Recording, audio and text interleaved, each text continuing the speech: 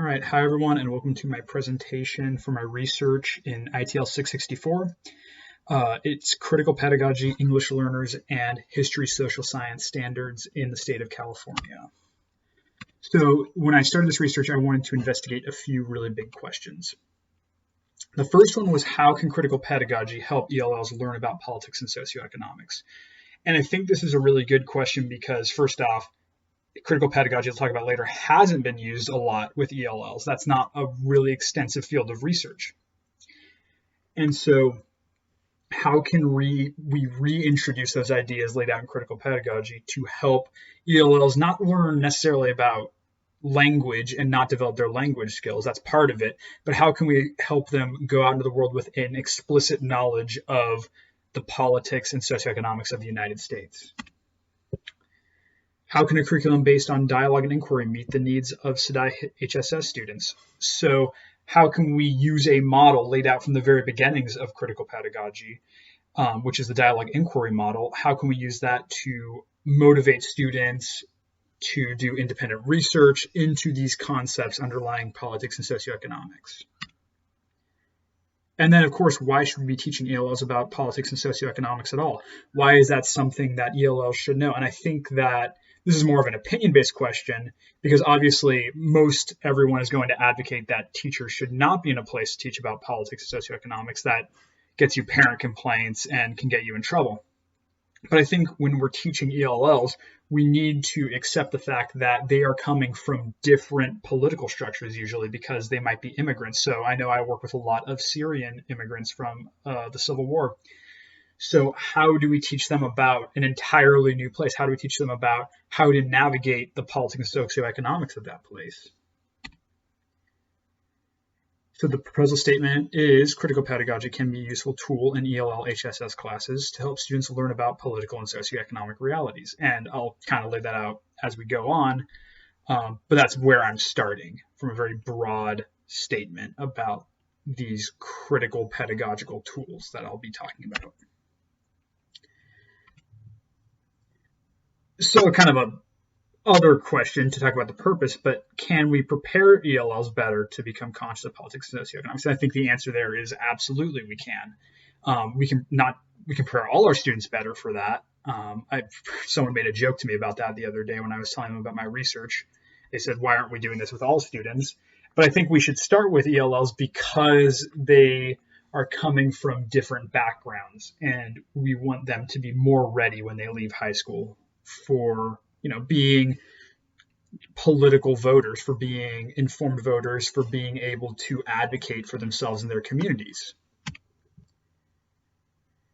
So the purpose is I really wanted to look at how to integrate these three different things. So language through ELD, concepts through the content, and critical pedagogy. How do we put those all into a curriculum that hits all three of those areas that are necessary to making ELLs successful in history and social science? And so the significance is ELLs will learn about more applicable concepts. And so by that, I mean that some of the concepts we're teaching now, and I know this from personal experience teaching in a history classroom, some of the concepts do kind of make me, I feel like some of the concepts are out of date and they're not super applicable to what students are experiencing going out into the world. And so basically, how can we make the concepts we're teaching more reflective of what students need to know and what students are actually experiencing? So how can we move away from concepts like, for example, alliances is a concept for World War I that I taught when I was teaching world history.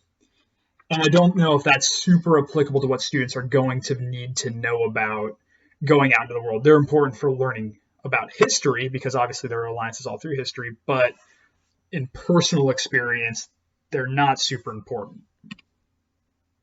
And then ELLs will gain analytical tools to recognize oppression and recognize a power imbalance that they might face. And I think that's a really important one because we do want our ELLs to go out and be able to advocate for themselves. And language is only one part of that because we're giving them the language skills. I'm not ever in this research doubting our ability to teach ELLs how to speak English and how to use English and how to use English in content areas. But I am saying that there's this other piece we need to hit, this social piece, this political piece, so that ELLs can know what their reality might be like when they leave high school. So there are three literature areas that I'll talk about. The first is critical pedagogy. And so this is very, very, very theoretical. A majority of those who write for critical pedagogy are speaking of very lofty ideas, because critical pedagogy started as a very philosophical school of thought. So I do talk about critical pedagogy a little bit. I give an overview more in the introduction, because I don't actually analyze many of the theories, because that's not really the purpose of this research. I'm not trying to critique any critical pedagogical theories. I do more when they get into applied critical pedagogy, so crossing over into the fields of ELD and social science, which we'll talk about in a little bit. So the second area is content analytical standards. So there's a second piece that we need to talk about, which is the content standards that we need to teach in a classroom. And then there's the ELD standards. And so as you can see in this diagram, all of these are going to cross over each other at some point. So the first one is critical pedagogy and history social science. This is not a super large field. I'd say it's the second largest, where researchers are looking at how to implement theories behind critical pedagogy into a social science classroom. There's really one big piece I talk about. There's one big dissertation I talk about in this section of my literature review. But otherwise, there aren't a ton of articles or books that talk about how to speak about oppression and how to create a more responsive level of teaching using dialogue and inquiry. The biggest area of research definitely is ELD and social science. I talk about that at length in my literature review. You can see I have CDI down there also, so I talk about CDI a lot, which is an integrated content and ELD classroom, so hitting both, but going a little bit slower and focusing a little bit more on language because you just have a class of ELs.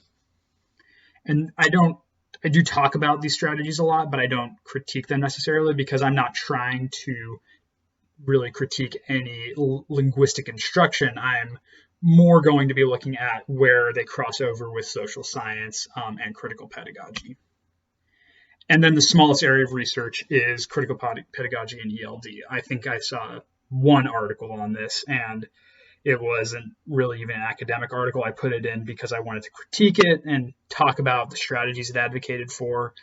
But it was a pretty weak article. So it's a very small field, this last piece. And then when you wipe that all away, you do get my topic, which is kind of dead center. So I really try to integrate all three of these areas and find that little niche that hasn't been hit, where I am using critical pedagogy as a lens, history, social science content as a source for the concepts I want to talk about, the political and socioeconomic concepts, and ELD standards to still hit those language requirements that come with teaching ELLs. So I'll talk a little bit about my design now. So I keep coming back to dialogue inquiry. This is something that was laid out in the first book, Pedagogy of the Oppressed, the first book in critical pedagogy.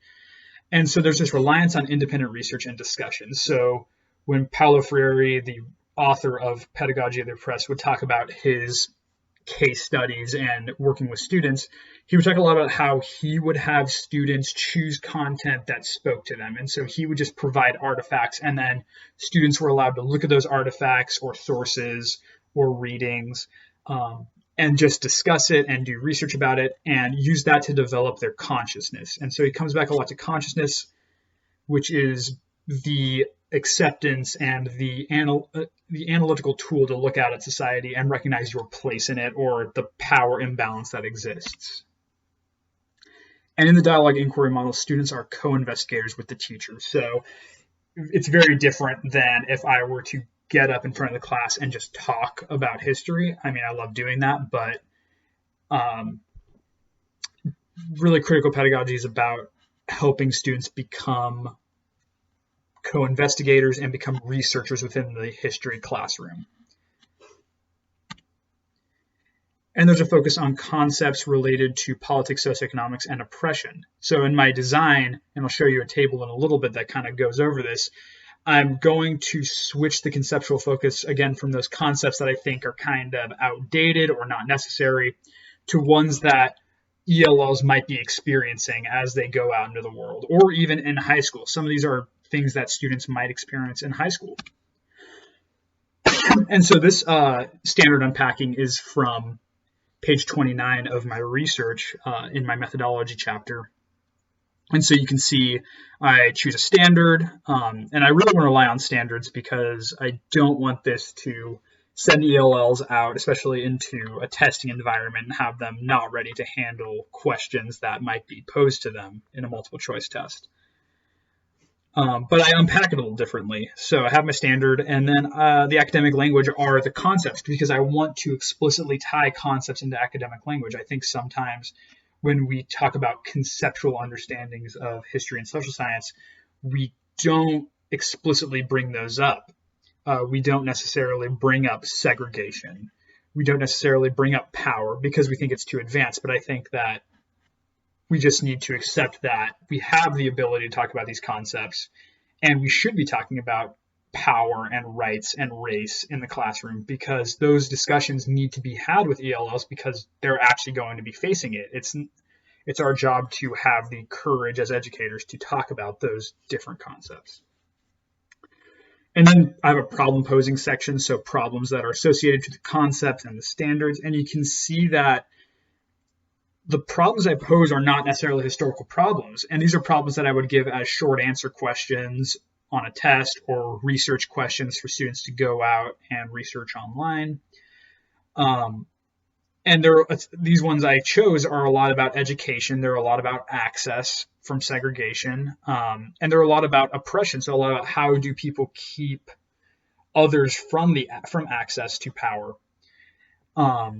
And I think that that's something that definitely populations across the United States deal with, is access to clean water, access to clean facilities. That's still an ongoing issue. And so the problem posing section definitely brings up more current problems that ELLs might be facing. And then dialogue inquiry. This section just says what I kind of want students to do. It's related to Bloom's taxonomy, but I definitely focus more on how students will discuss things, how students will investigate more current events.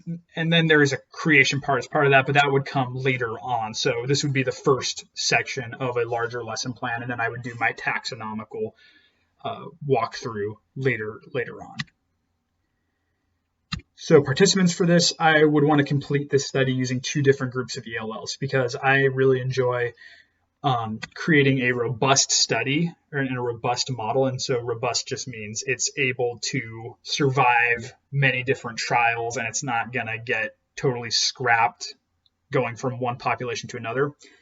I want to do multiple schools also because different groups of ELLs are going to gather in certain areas. So like I said, in where I am near Sacramento, there's a lot of Syrian refugees fleeing the civil war, but 20 miles away, there are smaller classes with really majority Spanish speaker populations for their ELLs. And so I really want to get multiple schools interested in studying this because I want to see if it works with multiple populations. And participants, I'm not necessarily looking at students. Again, that's an important part of it, but I also want teachers to be motivated stakeholders in this. I want teachers to be competent enough to handle this change and talk about these concepts and have the courage to talk about these concepts. And I want them to not feel like it's just being forced on them by the district. So I definitely want to approach teachers first in setting up participants. And then for procedure, I'll talk about that a little bit in the next slide. But I'd want this to take place over 2 units in the CDI U.S. History class. So U.S. History, I have a lot of familiarity with the standards. That's kind of why it shows that one. And I say 2 units instead of a week or month timeline because I don't want this study to be limited to being on a block schedule school where it would take 2 months to go through 2 units compared to a 4x4 school where it could take 5 weeks to go through 2 units. And so I don't want it to be limited by how the school schedule is. So this is going to be an observational study relying on 2 major collection methods. I didn't write the third, but I'll talk about it a little bit. So I'm mainly going to be using videos of the class because I can't be in the same place. I can't be in multiple places at the same time. So videos are going to be pretty important, and I would want the teacher kind of going around taking videos of discussion groups and then of the larger class if they come back for a more class-wide discussion. And then interviews with the classroom teacher, because I think that teachers in CDI have a really good grasp of where each student is and where their classes are. And I would want to talk to the classroom teacher about what they see in the classroom, what differences they notice. And then analysis on language usage and concept and content integration into projects and independent discussions. So by this, I mean, a lot of my analysis is just going to be looking at how students are using language in their discussions and how explicitly they're able to grasp the concepts. Are they able to start talking about power, and are issues of power and politics and socioeconomics, are those inherent in their presentations and their projects? And then implications. So now we get to my last chapter, my reflection. So I think that ultimately the implication I hope for is that teachers will explicitly focus on concepts about politics and power. And again, I feel like a lot of these concepts are there in the standards and teachers are using them as concepts for understanding. But I want to bring those out more and actually have students have conversations about them. I do want to point out at this point that not many standards are actually being changed. Again, I don't want to put any students at a disadvantage going into state testing where they need to know the standards-based content. And so this is not a huge dramatic shift. It's actually a very subtle shift when you think about it, because really all I'm saying is we should be talking about different concepts, which is not necessarily something that is getting tested in state testing. And so students will still have access to the same content they would have before. And I really hope that there will be more interaction and independent development, because what I see in CDI classes that I observe and teach in right now is it's pretty inconsistent. Sometimes a teacher just kind of stands up there and talks and has students write down terms. And then other times there is an emphasis on discussion and students working with each other. And I'd rather move all classes towards that latter model of having students be those co-investigators in class. And so lastly, critical friend and advice to self. So this is the last area of my reflection. And both my critical friends, I had 2 critical friends in ITL 660 and 662. And both were really instrumental, especially in bringing my research out of the theoretical space and making it more applied.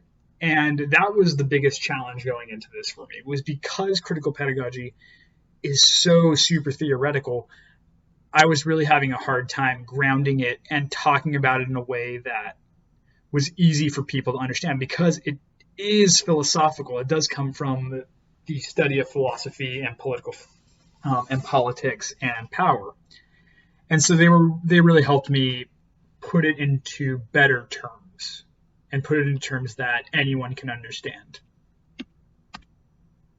And if I were to go back, my advice to myself, I'd have a few different ones. So do more research earlier.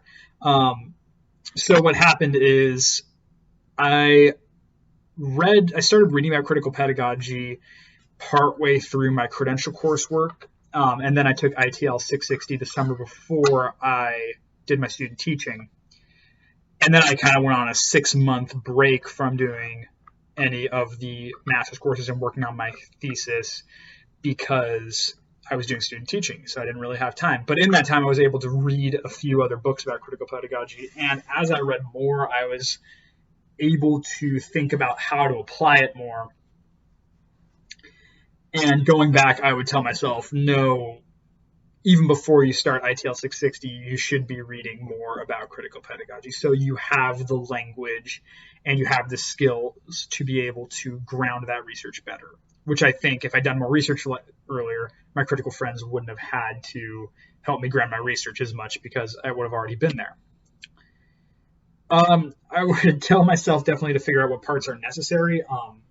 The final research proposal, even though it's pretty long, was cut down considerably from my first draft. So my first drafts had a lot of sections that really just were not important. I would talk about just the random philosophical concepts, which would be nice to be explained, but because they weren't super important to my research, really didn't need their own section because I kind of just mentioned them in passing and then really never came back to them. And then I would talk to my critical friends more. I did talk to my critical friends a lot through this process, but I would talk to them even more. I'd be texting them as I wrote, kind of asking, should I include this? And I think I didn't do that because I wasn't sure what to ask at first. In ITL 660, I was so deep in the theory of it that I wasn't sure that I could ask questions in a relatable manner that my critical friends would get. And so I think all three of these kind of go together, where if I'd done the research earlier and figured out what parts are necessary, I could talk to my critical friend more because I know what questions to ask.